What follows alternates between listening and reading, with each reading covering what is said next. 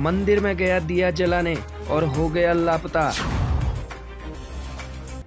हमें यही चाहिए कि हमारा लड़का ढूंढ के पुलिस निकाल दे या जो भी निकाले, हम उसका शुक्रिया जिंदगी भर नहीं भूलेंगे। हमको हिम्मत भी नहीं रह रखी उस दिन से। बाबा जा भी नहीं पा रहे, उस दिन से मर गए। हम ढूंढते ढूंढते 3 महीने कम नहीं होते। उत्तराखंड में लोगों के लापता होने की घटनाएं लगातार सामने आ रही हैं, जहां कुछ लोग बिना बताए घर से चले जाते हैं तथा कुछ लोगों के लापता होने के घटनाक्रम के पीछे किन्हीं कारणों का होना पाया जाता है। ऐसा ही एक हैरान कर देने वाला मामला देहरादून के बड़ोवाला से सामने आया है, जहां 24 वर्षीय एक सेना का जवान लगभग 3 माह से अधिक समय से लापता चल रहा है।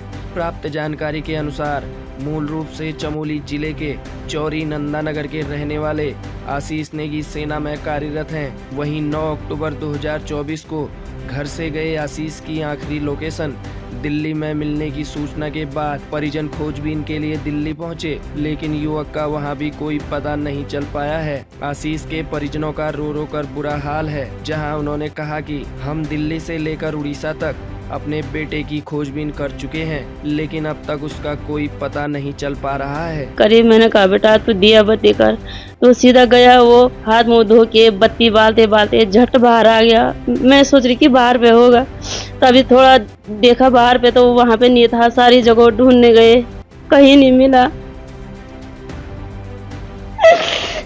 जा भी नहीं पा रहे, उस दिन से मर गए। हम ढूंढते ढूंढते 3 महीने कम नहीं होते।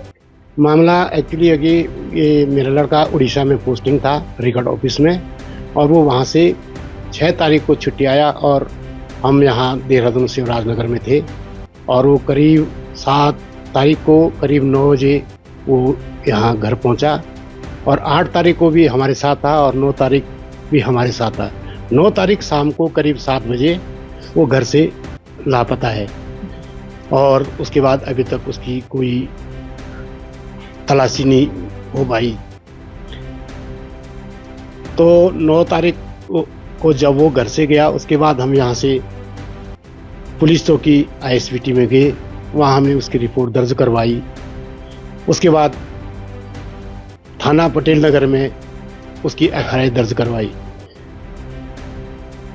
10 तारीख को जब बैंक खुला तो उसके बाद उसकी बैंक डिटेल निकाली, जिसमें उसने एक होटल में 700 रुपये का स्वीप और 20,000 रुपये ATM से विड्रॉल कर रखे थे।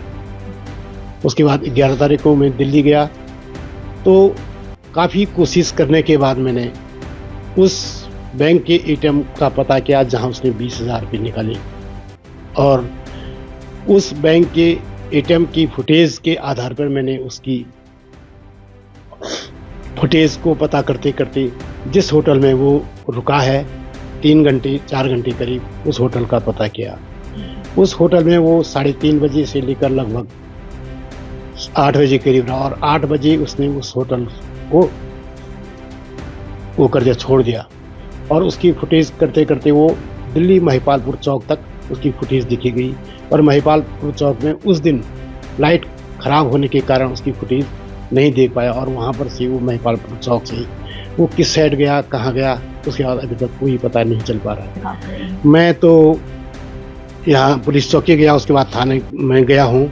उसके बाद मैं DM साहब के यहाँ गया। उस दिन DM साहब ने उनके ADM साहब से मिला हूँ, और उसके बाद SP सिटी पुलिस से मिला हूँ, अधिकारी से, और उन्होंने भी हमको आश्वासन दिया है कि हम ढूंढेंगे। तो अभी तक कोई रिस्पॉन्स नहीं मिला। उसके बाद मैं दिल्ली गया हूँ। 19 अक्टूबर 2024 को मैं माननीय सांसद महोदय बलोनी जी से मिला हूँ। उन्होंने भी आश्वासन देके उत्तराखंड से जो लैंड ऑर्डर उनसे बात करवाई की है उन्होंने, और उन्होंने बोला कि उसके बाद भी कोई कार्रवाई। फिर मैं 4 जनवरी 2025 को फिर बलोनी जी के पास गया हूँ और उनसे मिला हूँ। तो उसके बाद अभी तक को कोई कार्रवाई तो हुई नहीं सर।